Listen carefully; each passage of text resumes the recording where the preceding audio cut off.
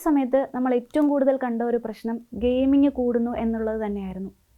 ഒരുപാട് സമയം ഉപയോഗിക്കുന്നതിൻ്റെ, പബ്ജി പോലുള്ള ഗെയിമുകൾ അധികമായി കളിക്കുന്നതിൻ്റെ, ഗെയിമിനിടയിലെ ചാറ്റിങ്ങിൻ്റെയൊക്കെ ഒരുപാട് പ്രശ്നങ്ങൾ ആ ഒരു സമയത്ത് തരണം ചെയ്യേണ്ടതായി വന്നു.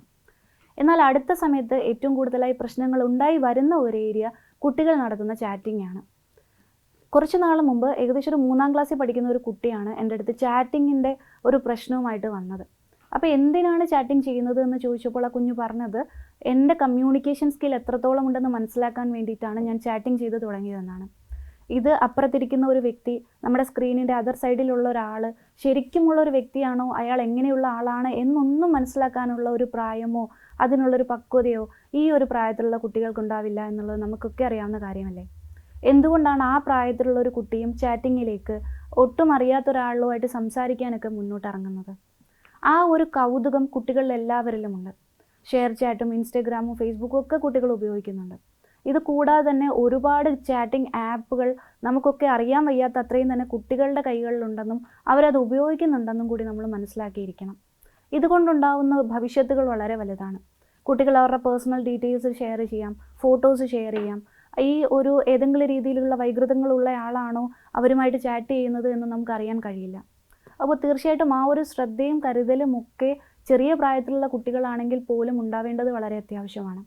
അവർ കാണുന്നത് കാർട്ടൂണാണോ, അവർ ഏത് ഗെയിംസാണ് എടുക്കുന്നത്, അവരുടെ ഫോണിൽ ഏതൊക്കെ ആപ്പുകളുണ്ട്, അവരെന്തൊക്കെ ഉപയോഗിക്കുന്നുണ്ട്, ഏത് ടൈമിലാണ് അവരത് ഉപയോഗിക്കുന്നത്, രാത്രിയിൽ മാതാപിതാക്കൾ ഉറങ്ങിക്കഴിയുമ്പോൾ ആ ഫോണിലൂടെ അവരാരോടെങ്കിലും ചാറ്റ് ചെയ്യുന്നുണ്ടോ എന്നൊക്കെ ശ്രദ്ധിക്കേണ്ടത് വളരെ അത്യാവശ്യമാണ്. അതിനൊരു പ്രായപരിധി ഇല്ല എന്ന് പറയാൻ വേണ്ടിയിട്ടാണ് ഞാൻ ഈ ഒരു കേസ് പറഞ്ഞത്. അപ്പോൾ ചെറിയ കുട്ടികളാണെന്ന് കരുതി നമ്മളതിനെ നിസ്സാരമായിട്ട് കാണാൻ കഴിയില്ല. ഈ കുട്ടികളുമായിട്ട് സംസാരിക്കുന്ന ആളുകളുടെ ഉദ്ദേശം എന്താണെന്നും പറയാൻ സാധിക്കില്ല. അതുകൊണ്ട് തന്നെ വീടിനുള്ളിൽ നമ്മുടെ കുഞ്ഞുങ്ങളുള്ളപ്പോൾ അവരുടെ സുരക്ഷിത ഏറ്റവും അത്യാവശ്യമായി തന്നെ നമ്മൾ നോക്കേണ്ട കാര്യമാണ്.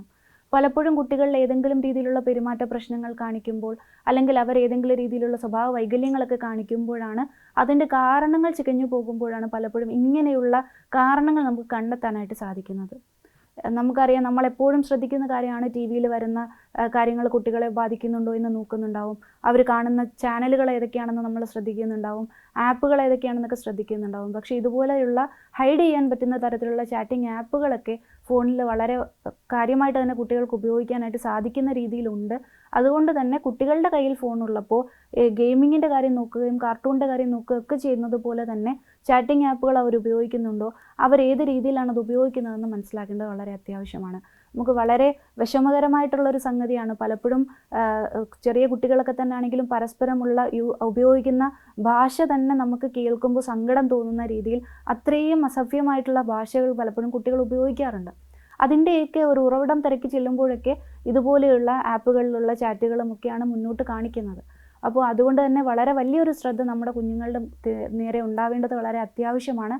അവരെന്ത് ചെയ്യുന്നു എന്നുള്ളത് എപ്പോഴും നമ്മുടെ കണ്ണും കാതും തുറന്ന് അവരോടൊപ്പം ഉണ്ടാവേണ്ട ഒരു ആവശ്യമാണ്.